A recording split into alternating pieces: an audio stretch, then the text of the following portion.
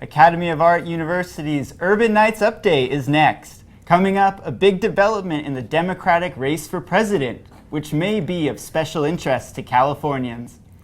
TikTok users may want to know about a claim regarding your privacy and data. If you have health problems and can't seem to find relief, you're going to want to watch our report on marijuana benefits. And our own cooking demo, how to make quick and tasty chili, college style. All that and more coming up on Urban Nights Update next.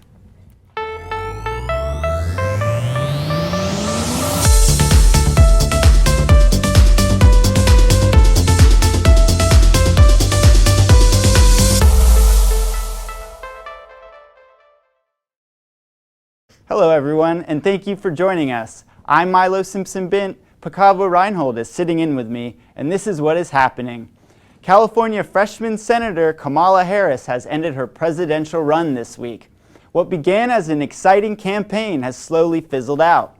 The LA Times cited campaign infighting, lack of direction, and an inability to sustain support as reasons for Harris's withdrawal. And in her official statement, she attributed the end of the campaign to a lack of funding. President Trump has to take another legal defeat as the federal appeals court in New York ruled on Tuesday that Congress can now access his banking accounts. They want to use the information for investigations into possible payments to foreign countries that influence the U.S. politics. The judge said that two banks, Deutsche Bank and Capital One, should cooperate with the House of Financial Services and Intelligence Committees seeking records related to Trump's business ventures. Is your worst fear knowing someone is reading your messages? Some of your messages might have been put on the internet for the world to see. A Texas-based text messaging firm, True Dialogue, is thought to be responsible for leaving their database full of millions of text messages open online for an extended period of time. The database also contained access information to online medical services, as well as passwords and usernames for sites like Facebook. The company currently reaches 5 billion subscribers worldwide. TikTok is harvesting your data. A lawsuit filed last week against TikTok owners ByteDance claims the Beijing-based app developers vacuumed up and transferred to servers in China vast quantities of private and personally identifiable user data. TikTok has about 500 million active users worldwide, and as previously said, they do not store U.S. data on Chinese servers. The lawsuit goes on to allege the data could be used to identify, profile, and track users in the U.S. As the digital world continues to grow, it becomes more and more important that we educate ourselves about it. The Glassroom Art Exhibition is an interactive intervention that discovers all the sides of the digital world that we don't know but should know. I got the chance to visit it and have all the information for you that you need. The Glassroom exhibition is an interactive intervention that has more than 50 pieces of art that raise awareness for issues in the constantly growing digital world. They cover topics like how political ads on the internet influence us, what happens to the tabs we delete, if our face is already in the international face recognition system, or if our passwords was one of the million LinkedIn passwords that got stolen in 2012. For the face recognition art piece, for example, I just had to stand in front of the camera and the computer tried to find out if my face was already in the system. Luckily, my face isn't in the system yet. However, other people who visited the exhibition in the past were less lucky. Eric Brennan is one of the visitors here in San Francisco and is just as fascinated by the exhibition as I am. I think what surprised me the most so far is how much of this stuff is happening automatically all the time without even realizing that it's, that kind of app that, for example, anything that's taking your picture might be mapping your face, might be tracking your emotions, things like that. I found that interesting. The non-profit organization Tactical Tech started the project in 2016, and already over 130,000 people got the chance to visit one of the Glassroom exhibitions that were already in Berlin, London, and New York. Co-founder of Tactical Tech, Marek Tusinski, explains the goals of this project. For us, it's not about safety really, it's about understanding your agency in the digital world. So how much power do you have as an individual really, and what's hidden behind the technology you're using, who have access to your data information, but also who is defining future based on that information. The Glassroom exhibition shows us all the sides about the digital world that we don't know but should know. But what do the visitors think about the exhibition, and does it change the way they think about and handle the digital world? Eric Brenham tried many of the art pieces himself and discovered a lot of things about himself, his device, and the electronic world that he didn't know. It shows, things you hear about. We've all heard about data mining, invasions of our privacy, being tracked, but here you can see how it happens. It's sort of difficult to use the apps and services you want to use and escape all of this tracking, so I don't know if it will change my behavior. The exhibition here in San Francisco ended on November 2nd, but smaller versions come to all kinds of schools and libraries. If you're interested in how you can better handle the constantly growing and changing electronic world, you should go to one of the exhibitions. But besides that, you can also go visit Tactical Tech's website and explore their project called the Data Detox Kit. It gives you all kinds of tips and tricks and educates you about the electronic world. Here in San Francisco, Picabo Reinhold for your Urban Nights Update. The visit was more than worth it, and I can only encourage you to educate yourself more about the digital world. Over $58 billion. That is how much money was spent over 174 million shoppers between Black Friday and Cyber Monday. According to the National Retail Federation, that is about $335 per person. Millennials were the biggest spenders, shelling out almost $420 per person. Of the 174 million people, 116 million of them actually went out and spent money in stores. It looks like the times between Black Friday and Cyber Monday were a complete success. Mayhem in Emeryville, California. What you're seeing is security camera footage of the assault on an off-duty CHP officer. It happened at the Bay Street shopping area. The officer was trying to help a woman who said a group of teens had taken her phone. He stepped in once the teens became aggressive towards the alleged victim. The officer was then surrounded when he attempted to run away and was eventually knocked unconscious. The officer never drew his weapon during the fight. So far, 2 arrests have been made, a 14 and a 16-year-old. It's called maximum enforcement. At least that's what the California Highway Patrol is calling the period from the day before Thanksgiving through Sunday, December 1st. During the first 30 hours of maximum enforcement, there are over 300 arrests made just for possible DUIs. During the same time frame, 8 people were killed in collisions. Maximum enforcement is when CHP increases patrols on roadways to increase safety. Holiday season giving you a headache? A new study conducted by Washington State University tells us that marijuana helps with headaches and migraines. The study shows that it can reduce pain caused by headaches and migraines by just over 47% and 49%. It also indicated that the drug had a greater effect when it was prescribed in the concentrated form such as cannabis oil. California and other states have legalized recreational marijuana, and the country is continuing to trend in that same direction. What are the health benefits using marijuana provides? Thomas Delgadillo found out more. Medical marijuana has been used for many years now, and as states continue to legalize it, what are reasons people use marijuana besides just to get high? Haley, a Southern California nurse, tells us. So medical marijuana may not be right for every single patient, but it's appropriate for some patient populations. According to Harvard Medical University, medical marijuana is impossible to overdose and is far less addictive. It is also safer for your kidneys, unlike Advil or Aleve. Along with that, marijuana is a great muscle relaxant. It is also known to help with tremors for people who have Parkinson's disease. As the country continues to debate over legalizing marijuana federally, Haley talks about the positive of the drugs. So some patient populations that may benefit from medical marijuana include cancer patients, epilepsy patients, and chronic pain patients. So cancer patients, it's good for a lot of them, from my experience, because a lot of them have loss of appetite and nausea, and a lot of the medications, like anti-nausea medications, stop working on patients.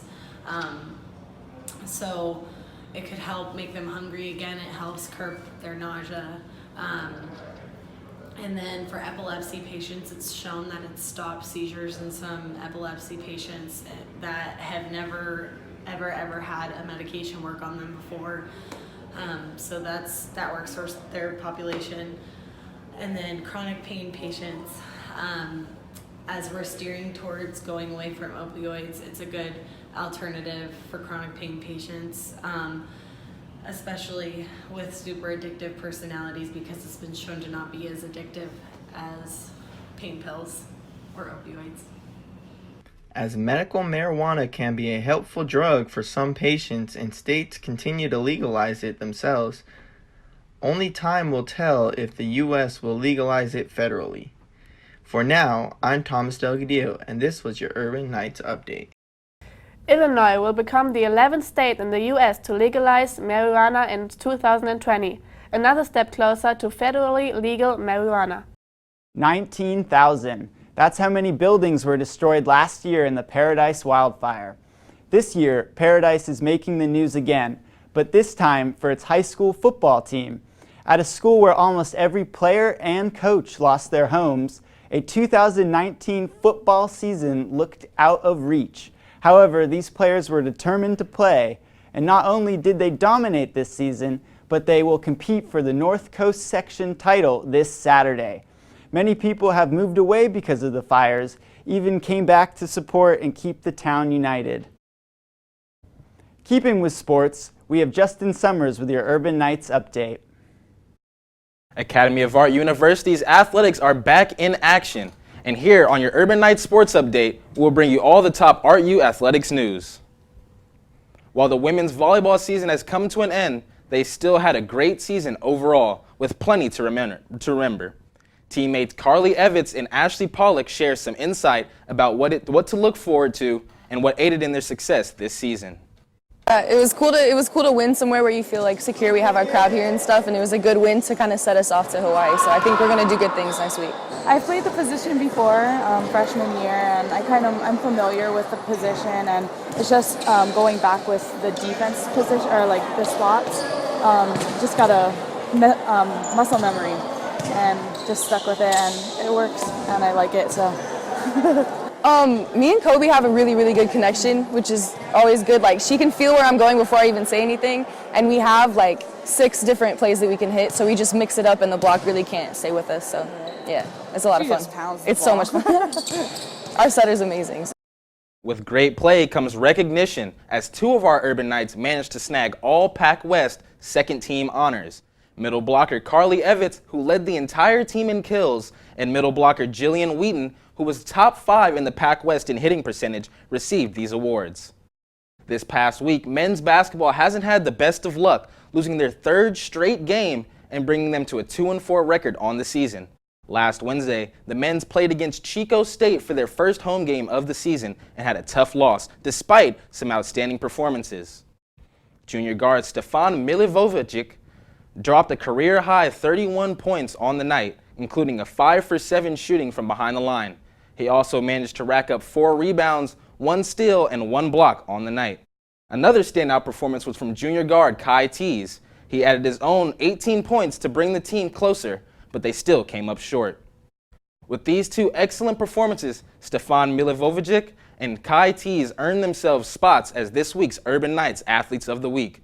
Stay tuned because their next game is this Thursday as they head down to Fresno Pacific. As college athletes finish their 4 years of competition for their school, not all finish in the classroom. Thomas Delgadillo sat down with a former Academy of Art baseball player to talk about the 5th-year program these athletes are offered. Hi, I'm here with Mason Verhees, an MPT major and a 5th-year senior at the Academy of Art. Hey Mason, how are you? Pretty good. How are you doing? I'm doing good. Thank you for being here. So what is MPT exactly? So MPT stands for Motion Pictures and Television, and they have different kind of routes you can take that. You can do directing, editing, cinematography, producing, and I think there's a couple more. But my focus is cinematography, so that's basically like being behind the lens and dealing with lighting and everything that ends up on the screen. So, are you working on anything right now? Any projects you're doing? Yeah, so I'm actually in this documentary class, and I'd already finished one project earlier this year, and it was just like a 1 minute, 60-second portrait about the fires up in Paradise, and it was kind of just to see how Paradise was doing. It was 11 months later after the big fire they had last year. And then, so my final for that class is actually going to be a documentary about my friend who's a big wave surfer. Okay. And he lives out of a van as well. So it's kind of a cool story. But there's going to be some surf this weekend in Mavericks in the Half Moon Bay, and I'm going to go get some shots over there, so that'll be exciting. So you surf yourself then, and talking about surfing? Yeah, I do. I grew up in San Diego. You know, it's really easy to get into surfing down there. My dad was a big surfer. I don't even remember learning how to do it. I've just always surfed, so yeah, it's part of my life for sure. So you're a fifth-year senior here this year. You played 4 years of Academy Art baseball. What is it like being in the fifth-year program here?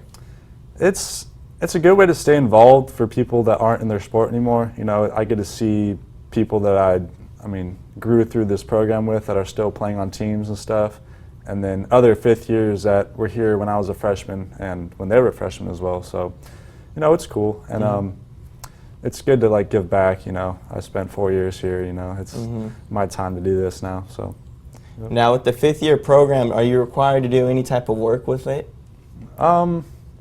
It's mainly just helping out at events, you know, shagging balls, you know, doing, taking some photos, filming some parts of the game, but just kind of wherever they need you. So we just work in the games just to help out.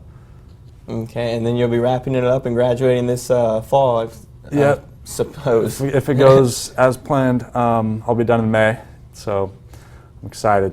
Move back down to San Diego after this for sure, but excited to be done. Well, you enjoy that surf down here. I'm here with Mason Verhees, a fifth-year senior and an MPT major, and he just shared a little bit of light on that type of major. Thank you so much for being here, and good luck with your final projects. Thanks. Appreciate it. And we'll be back to you. If you'd like to keep up with your Urban Knights sports, download the RU Athletics app available on Apple and Android. That's all for your Urban Knights sports update. I'm Justin Summers. Back to you. As we presumed, the streaming wars have begun. President Trump's re-election could pose a threat to the streaming giants, but looks like Disney is going to come out with the win. Although Netflix isn't going anywhere and has over 300 million households worldwide, Disney Plus attracted more than 10 million subscribers in its first day. In a couple weeks, we will see if Disney Plus is still on top. Speaking of Netflix, cutting the cord has become the trend of saying goodbye to your cable provider and switching to streaming your favorite shows and movies. But what is drawing people to these new subscription-based streaming services, and will it last? I decided to take a closer look and learn more about cutting the cord. Streaming has become the #1 way to watch your favorite TV shows and movies. More and more people are cutting the cord and saying goodbye to cable. Savannah talks about why she made the switch. I like Netflix because it's easier in terms of finding the TV show you want, and there are no ads. The ads thing is my favorite part because then you don't have to listen to that. There are more options, and everything is there at your fingertips rather than you have to wait for your favorite show to come on. According to the Convergence Research Group, currently 4.5 million people have opted out of a cable subscription in the U.S. This graph shows how the trend is changing. The blue line represents cable TV subscriptions, and the red line represents the estimated number of streaming households. By 2020, the number of streamers will almost double. But with so many different streaming services, there is no longer one place to go to find all your favorite shows. If this trend continues, some fear that you could end up paying twice as much for subscriptions than you would a normal cable box. Patrick has been an avid streamer, but is finding it hard to justify paying for all these subscriptions. I think the problem comes from cable being really bad, and whenever cable started dropping the ball, you know, Netflix came in and all these individual people, trying to compete with Netflix. So I think the start comes with like improving cable, and if we all can all just agree to have the things we like on cable, then we don't have to pay for individual services or things like that. Reasons for cutting the cord can be different, but the goal is the same, to save money and watch what we really want to watch. But will this last? Can companies expect people to pay a fee for every service and subscription? In San Francisco, I'm Milo Simpson-Bint for your Urban Nights Update. According to FinancesOnline.com, the average streamer spends 1.6 hours a day streaming online. The time has come. Olivia Jade is trying to make a comeback. When the college scandal erupted, Jade lost all she was working for, working as a Sephora ambassador, having a personal Princess Polly brand, and of course YouTube. Her mother and actress Lori Loughlin is still trying to deny the college admission scandal. Olivia made her first appearance on YouTube this Sunday, posting her first video since the controversy. Now we wait and we'll see what will come next in not only the college scandal, but as well as in Olivia's life. On the topic of entertainment, we have our very own Brooklyn Moreira with recent updates of new film releases. Thank you, Milo. I have some of the most recent trailers of the newest movies that came out or coming out. Let's take a look. I Know Where You Were on November 27th. Queen and Slim came out and it was a big hit. Everyone wondered, did he actually kill a cop? What if God wanted me to die and I messed up his plan? I don't think that's what he wanted. Hey! Is this y'all? We have to go, now. It's all over the news. I support what y'all doing. It was self-defense. Power to the people. 187, 2 young suspects. Yeah, we're in the Black Bonnie and Clyde. How you gonna outrun the police? We hide in plain sight. You like this? I don't know yet.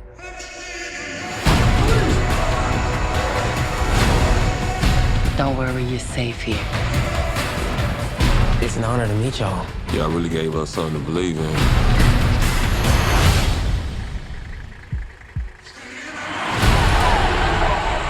I'm tired of playing it safe.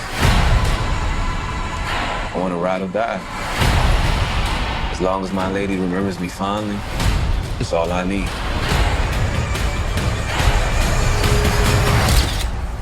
Thank you for this journey, no matter how it ends. If you haven't yet, go grab some popcorn and watch it because it is not going to be in theaters much longer. Are we surprised? Another Star Wars movie is coming out. December 20th, Star Wars: The Rise of Skywalker will be in theaters. The final battle commences. Who will win?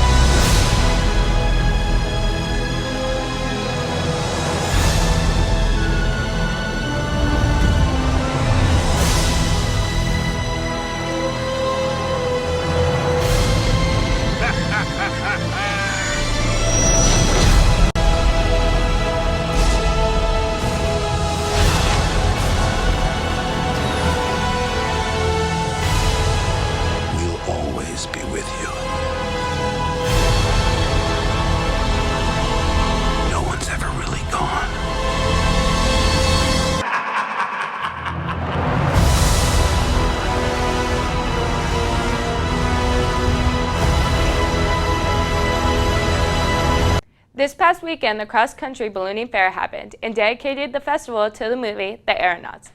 If you're unable to go, don't worry because you can see why in the theaters on December 6th. We're about to get wet. Is this balloon not the strongest it's ever been? Even so, it can't fight the weather. Oh, God! I have the feeling they're not coming back. We're traveling into an unknown. Stay alive.